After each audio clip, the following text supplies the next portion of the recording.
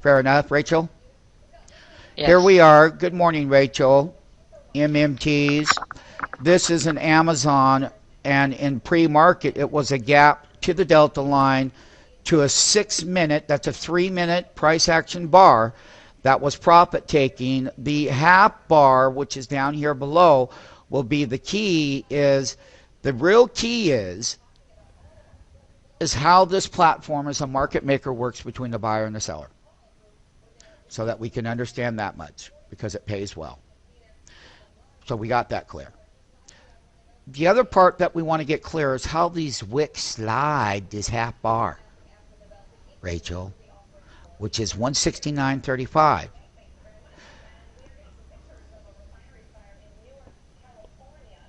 No, it's not. I'm sorry. It's 170.62 on the hip side. The closing part down here was right around that 169.35 lows yesterday down here with that gap, and slide that bid. And we're seeing that. So we want to be very mindful that you would take your short sell in your execution, in your SMF execution. So it's going to go through a period of time. The key is you cannot close above that delta line right here. You can come up, you can hit it. The second thing you want is that wick. That means that they're sliding the bid. Okay? Notice the body right here, Rachel, is very thin, and you have a very long wick to the 3 bar to the 6 bar. And in price volatility, with the NASDAQ being down and the NASDAQ 100 is negative, the fear indicator in the VXN is probably rising, and you're sliding that bid, and it warrants a transaction, especially when that wick comes up there and you want to continue to see it during any reversal to know that the weakness is building. And the nice thing is that was zero. It was just at zero, and it popped to 12, and you know it's all right here. 0.47 the high. That's your pullback in the 6. There's your 9 reversal for the wonderful short. But once again, the key MMTs is one thing and one thing only. It's all about how to slide that wick in the 6 bar right there and how you get paid. Now, for the people that do see these and they don't get them right away, you would put your teeny limit order out up here, because what you're looking for, if you do come up in price and hit this teeny, you would follow with the same red bars.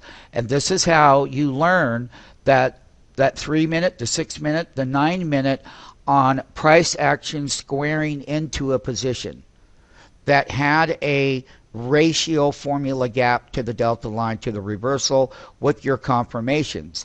Once again, we're always looking for that wick on the top side that comes down, because that shows where the sellers are, Rachel.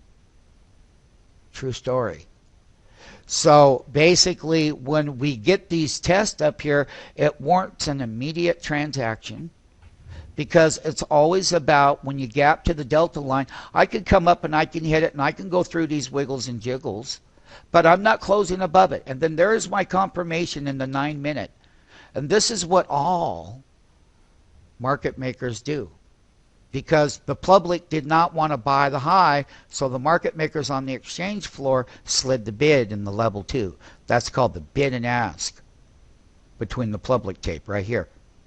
Okay? Bid and ask. Our bid and ask trend ratio is what we trade. The bid and ask here is the public bid and ask between buyers and sellers, and the price spread of that now. And like I said, on the 9 bar, you can come back up here, but you see these wicks.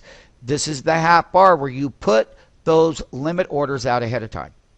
If you don't put the limit orders out ahead of time in the execution, you will not get filled, because you will not be able to manually execute it that fast. Amazon, opening bell, 369. The 9 price action bar must do exactly like I'm saying. We'll revisit it later.